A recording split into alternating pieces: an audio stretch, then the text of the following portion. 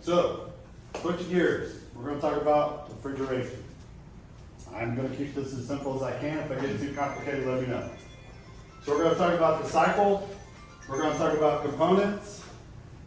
And then we're going to talk about some tools you're going to need. And we're going to talk about some troubleshooting. All right.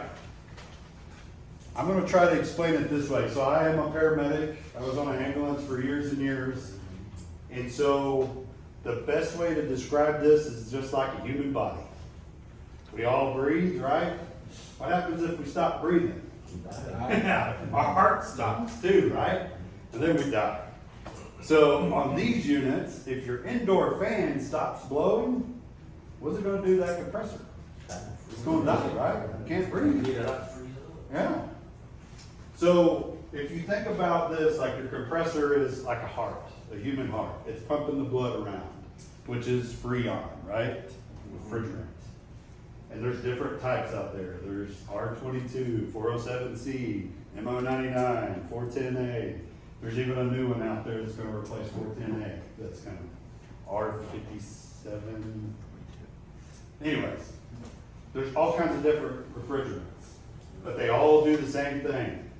So we have the outside condenser. This is where the liquid stays in the system. Goes to a metering device up to the evaporator coil, and that's where you have that meter device, makes that liquid refrigerant expand. It meters it in there. Y'all know what a carburetor is on your mower? You know how it regulates gas into the motor? That's what that dude does right there. So then your evaporator coil, which has to be clean, has to have airflow in it, it actually makes the Freon boil, and it turns it into a vapor. So then it comes back to the outside unit, goes through the compressor, over, and it's when it turns it back into a liquid. The outside unit, you hear it called condenser. Just to keep it as simple as I can, it condenses it from a vapor to a liquid. That makes sense? So, that process keeps repeating. It's liquid, goes up to a metering device, into the coil, turns into a vapor, and what that's doing is picking up the heat inside that home, is what it's doing. It's picking up the heat inside that Freon. And then it's bringing it back outside to the condenser. You know how when the fan's blowing on that outside unit, it's nice and hot? That is the heat that was inside the apartment, is what that is. I hope I made that as simple as I could. Good. That makes sense? Yeah. Okay. So, we have different components within it, right? Let's start with this side of the condenser side. So you have your fan, condenser fan motor sitting out there on top, right? What it's doing is it's drawing air from the coils, the condenser coils, drawing air through it and up, just like we talked about. It's nice and hot, and that's what makes it takes the heat out of the Freon, is what it's doing. That Freon is just circling in that outside condenser while that fan is sucking all the outside air to get it cooled back down into it, right? So then you have a service valve, right? Some people call it King valves. This is where you're connecting up to it, right? With your gauges, excuse me. And this is where you can do a pump down with it. I'm not going to get too deep in the pump down. That's a little bit more advanced than what I want to do today. So you also have a liquid line dryer, right? This is going to catch any contaminants, impurities that are inside the system to help protect that compressor. That's what this thing does. So I'll go over some troubleshooting stuff in that here in a minute. So then it goes out through that metering device like I was talking about. Sometimes it's a piston. Y'all know what that piston is, right? Yeah. And sometimes it's a TXV, thermal expansion valve. I'm sure y'all got some of those out there, thermal expansion valves. Some of the newer units have that. You've got to know what you have when you're ready to go charging. You have to know if it's a piston or a TXV. And if majority of the property is all the same, you can kind of get there. So then we're going to the inside. We got the evaporator coil, just like I talked about earlier. We got a metering device there, which we already talked about. And then you have to have this fan blowing air across that coil. That's how that Freon picks up the heat inside the system. And on the suction side, we have another King valve. That's our service port. That's where you connect on. You see your low side. So you know human body has blood pressure, right? You hear 120 over 80 is a typical, now the new is 110 over 70 if you're on meds. Well, we know, what does the typical R22 pressures look like when you're setting your gauges on there? When it's set right. It does. I like your answer. But typically, what would you see in a day like today? When you're looking at the blood pressure of the system, we're the doctors of these AC systems. I like that. Yeah, both. We got one like this. Typically, in an R22, you're going to see around 90 psi, right? 60 to 90 on the low side and no higher than about 200 on the high. You might see about 250 on the high side. Does that make sense? So you gotta know what type of Freon you're working with. If you are pulling out R22 because you don't have it anymore and you're putting MO99 in it, be sure to write it down so the next person coming to that unit knows how to charge it properly, because you cannot mix this Freon. You can't mix it. Best way is spray it down. You know, get a can of blue spray, spray it down. You know, stickers, all wear off. Well, when we get most part, they got stickers you can just put on the side. Even better. MO99, They did peel off.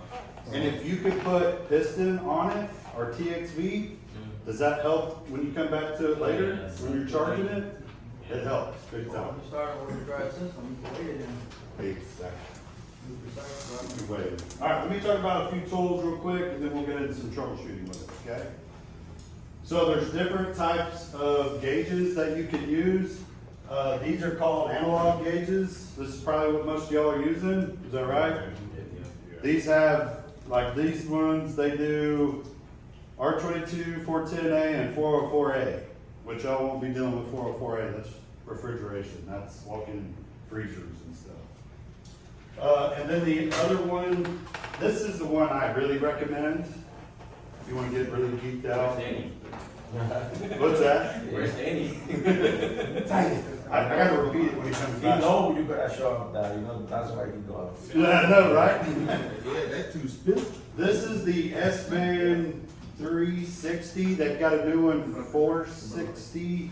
These daggum things will Bluetooth to your phone, and you can be inside looking at your pressures and save you some trips. And when you're looking at these, the more advanced you get, it is truly like you're in operations, like you're doing an operator thing, you know, and you're like, I can orchestrate this whole Freon system just from here. Me and Paul were at a house the other day, and I was showing him some cool stuff that you can do with these. And this is advanced, and some of the stuff we'll talk when we get out to the condenser. But this is where you need to be at, if possible. If not, you're gonna be okay with this other one.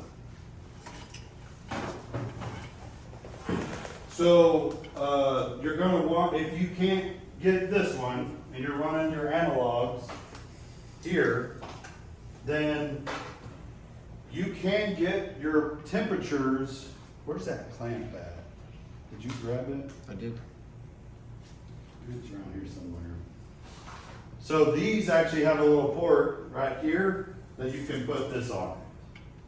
So that little clamp right there, you can plug it into here, and you go over to Fahrenheit on here, and it'll tell you the temperature, and you clamp that on your liquid line, and then you can clamp it on your suction line. See what kind of temperature you've got there. That's the only way you're gonna know how to charge this thing right. Yeah, your clamps down there. You see it?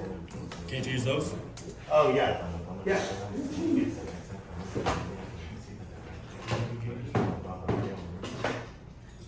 One thing on those clamps, if you're gonna use a K clamp like that, you need to look and see where the metering side is on the clamp, if it's on the top or the bottom. The See how reading it's got side. a- You want the piece of reading metal? side on the bottom. That piece of metal in there.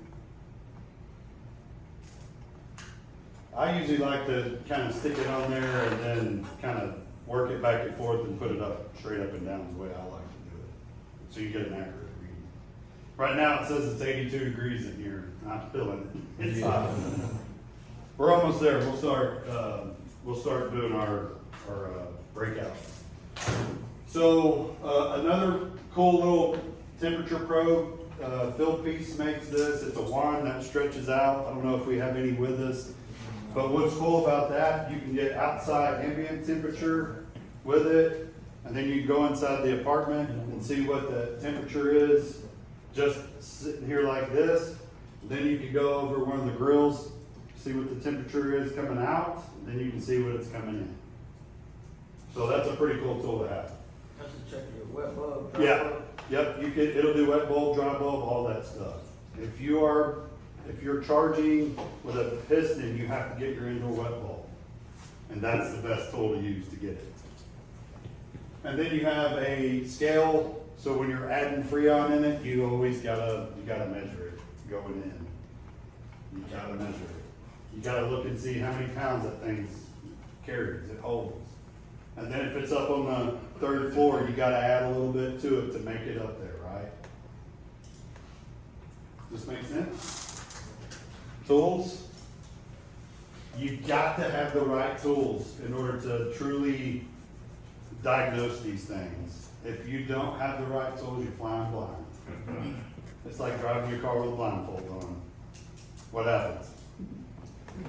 You hit something, right? True. Depends on how smart the car is. Okay. Go to your phones, go to your app store. This super cool HVAC app right here. This is awesome. If y'all don't have it, download it. It is a phenomenal app that will let you go in there and enter in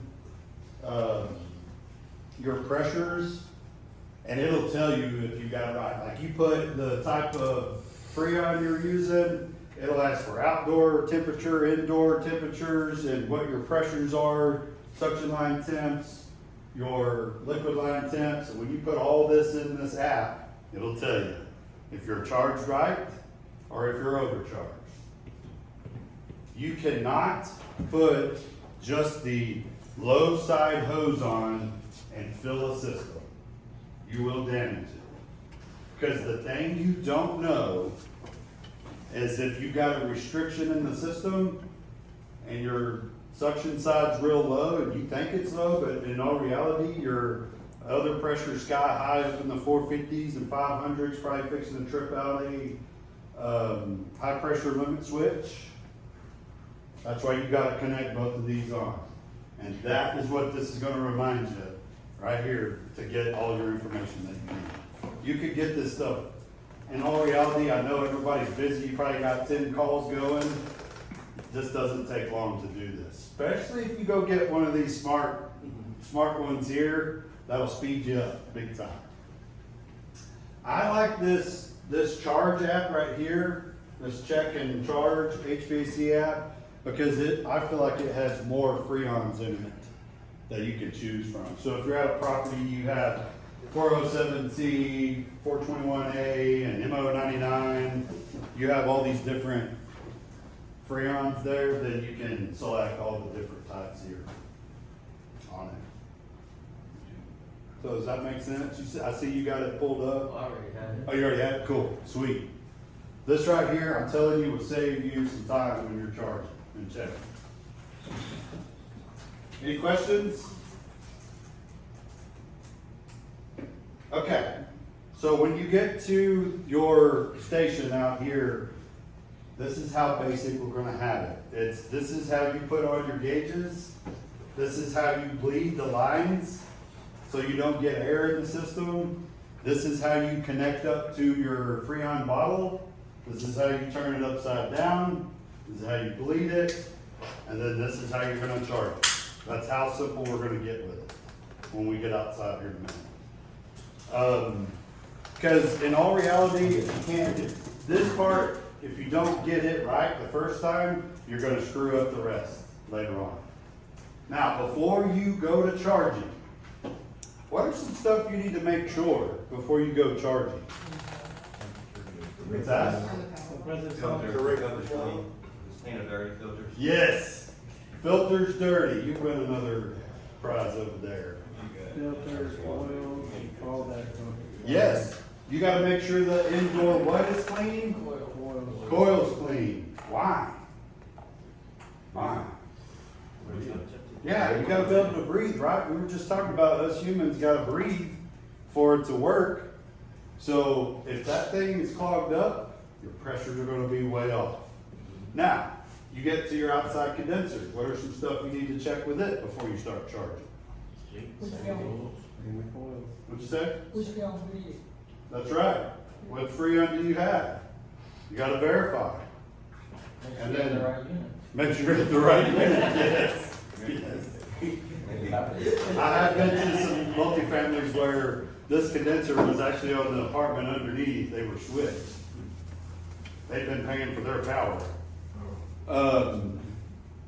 So yeah, you wanna make sure that you have the right Freon, make sure you have the right tools, make sure that you have the right gauges, and then you also wanna make sure that this thing has good what? Airflow. Yes, I went up to a unit, I was out in Kaufman working on a multifamily property out there. And when I got to the outside unit, there was hardly any air coming out of it. Y'all know when you walk up to it, feel it, it is blowing, right? And if you ever get up there and it feels really hot, you're like, oh my gosh, this is hot. And then you touch the top and it's super hot. You touch that fan motor where it's at and it dang near burns you. What do you think the problem is? The coils are dirty. Or the effect. Almost there. Your fan could be backwards too. Your fan could be backwards too, but I would go with the dirty first. My property's built in 1980. It probably is going backwards. I find motors spin backwards all the time. Yeah, yeah. Yeah, if you have the universal, They're blowing down towards the ground. yeah. You don't Yeah. wire that capacitor wrong too, those spin backwards. You revert that polarity in it. I seen it. Yeah. Dual capacitors, yeah, they will. Yeah. They'll make them go back. Yeah, you gotta think about capacitors like a battery. Those things will shock the hell out of you, even without. It's charged. It's charged. So yeah, it can make it do some weird stuff. So yeah, you wanna make sure that thing's clean. When I got there this one other day, it was Friday last week, I said, we can't do anything until we get this clean. Because what happens if you start charging the system and it's dirty? You overcharge it, right? Yeah. What happens when you overcharge the system? Not working. It'll stop working, right? You'll damage your compressor, right? Well, you raise the temperature up. You raise the temperatures up, right? I tell you something, that brought up a good point. When I was in tech school, one thing to remember, this is how I kind of was able to get the refrigerant side of things. If temperatures are up, pressures are up. If temperatures are down, pressures are down. Keep that in mind. So right now, it's been averaging 102 degrees. It's hot. It's gonna be up, right? So if it's dirty, what does it do even more? Pressures go up, right? So if you go connecting to your system and you didn't check to see if it had good airflow, and you see your pressures are way up, what is the first thing you're probably gonna think? It's overcharged. But is it really? No. It's probably dirty. That's right. Stick with the simple stuff, right? That KISS method. Keep it simple. Keep it simple, silly. What's the other word to say? So you want to make sure that you're making sure it's nice and cool with that airflow on the outside unit. You do want to make sure that the inside fan is blowing nice and hard. The filters changed. I think when y'all said that back here. Because if that fan is barely blowing, Will that mess up your pressures? Yep. It'll mess it up big time. Is airflow. Will that knock out a compressor? Yep. Heck yes, it I will. got a question for you real quick. Okay. So on the condenser fan motor, somebody done put the, wrong RPMs on it. Is that gonna affect anything? They have to be matched up. You're gonna want it matched as much as possible. Now, you're in a pinch, and you got one that's maybe 50 or more or whatever, Yeah. you're gonna be okay. But this is what happens, and I'm not trying to point you out, but this is what happens. You put a 900, I don't even know if that's one, a 950 RPM. And then 2 years later, you're at his property working on it, and all you have is a 1075. So you're like, oh, that's not much more, I'm gonna throw that on there. What just happened? Blue air. And it originally was supposed to be at 825. Too much power. You got too much. You got too much air flowing, too fast. Going up. So what's it gonna do to your pressures? More. It's gonna mess up your pressures. You're gonna be like, what the hell's going on? Now, if your eyes and ears are, I did that backwards, my dyslexia kicked in. If your ears are in tune with that system when you walk up to it, you'll probably notice, because most of your units are 1.5 tons, 2 tons, 2.5, right? You go to a 1.5 tons, and that thing is screaming, like the fan motor just, really getting it, you probably can go, that's the wrong motor. I need to get that fixed first before I go any further. Because you know the other 1.5 tons have a 825, right? And it's got a 1075. Does that make sense? Okay. Let's see here. So if you go to hooking your gauges up, you're in a hurry and you're just like, I know it's low on Freon. And you're looking and pressures are doing some weird stuff. And you notice the outside condenser fan motor's not turning. Do you need to add Freon? No. No. Hell no. Like, believe it or not, people do that. Like, I just need to add some Freon to it. A lot of people think that the fix is Freon. I challenge you to roll out that last. Roll it out last. Because these whole systems are so intricate. Everything's got to be working right for your pressures to work, just like the human body. If you have emphysema and you can't breathe, your blood pressure is going to be up. Have you dealt with Brothers air conditioners yet?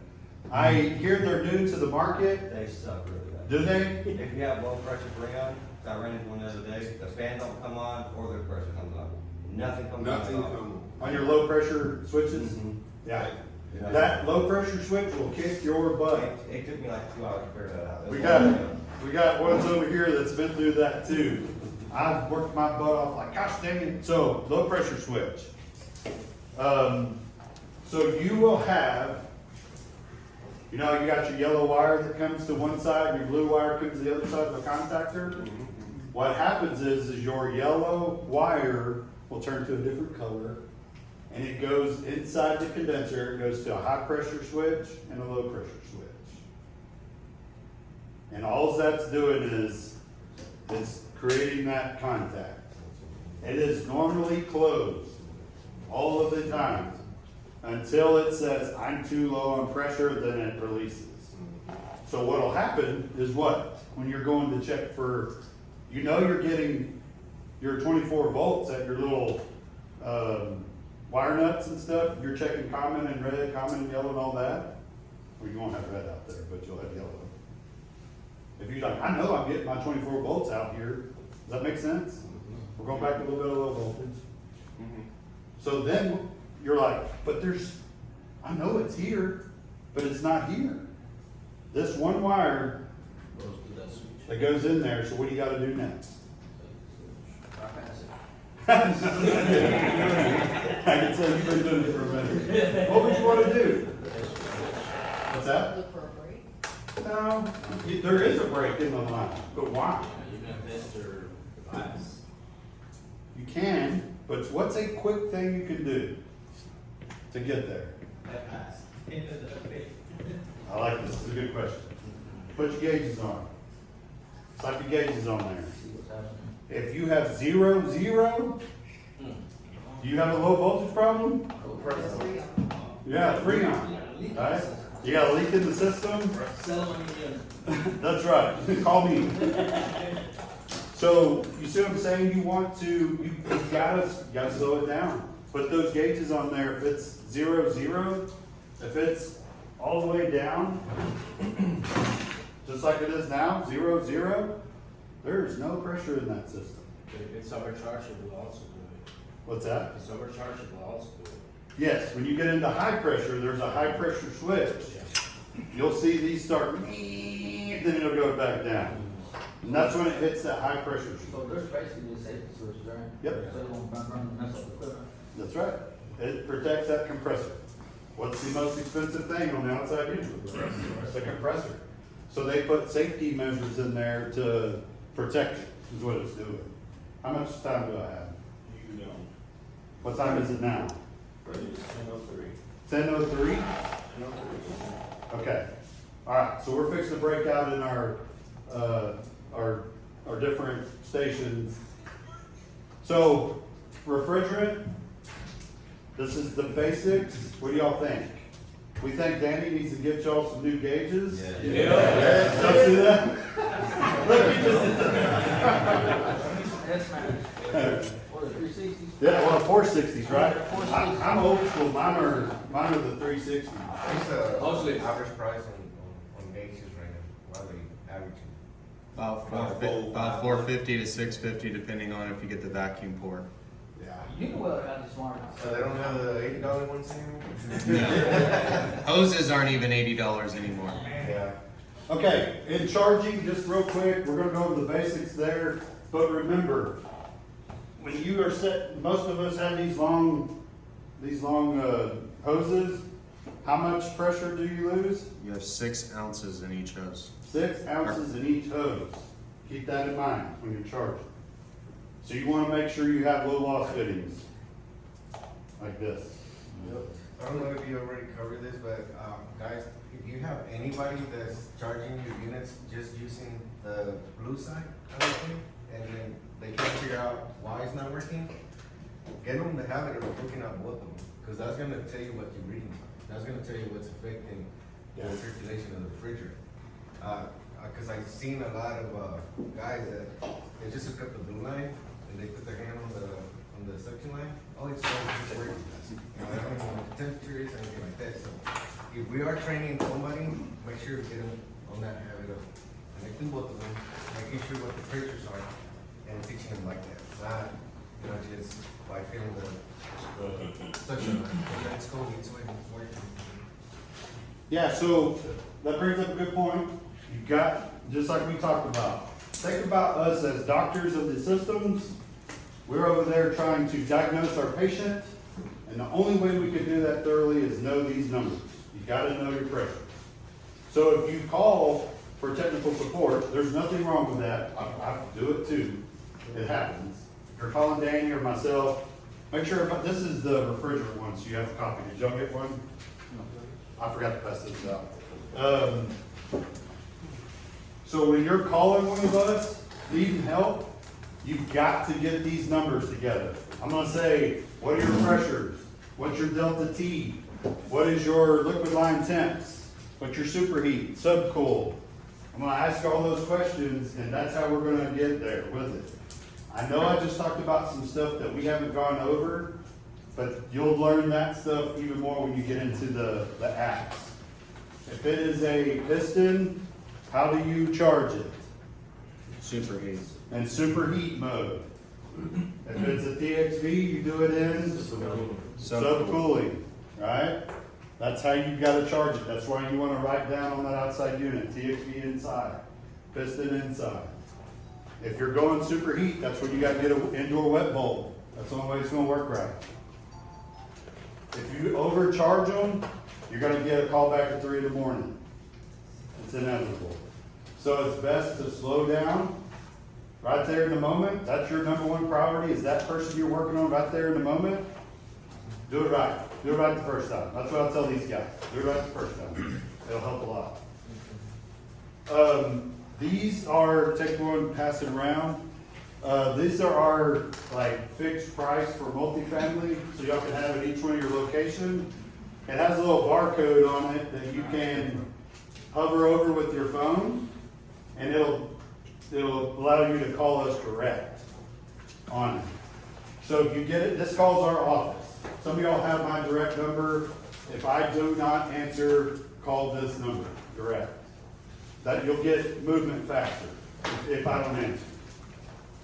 If we have technical stuff, let us know. Brian or myself, or even one of these techs may call you back and kind of help walk you through some stuff if you need some help. They said, they are here to help us, so I know a lot of us are hurting right now with the amount of workers we're getting, especially because ACs are slowing us down.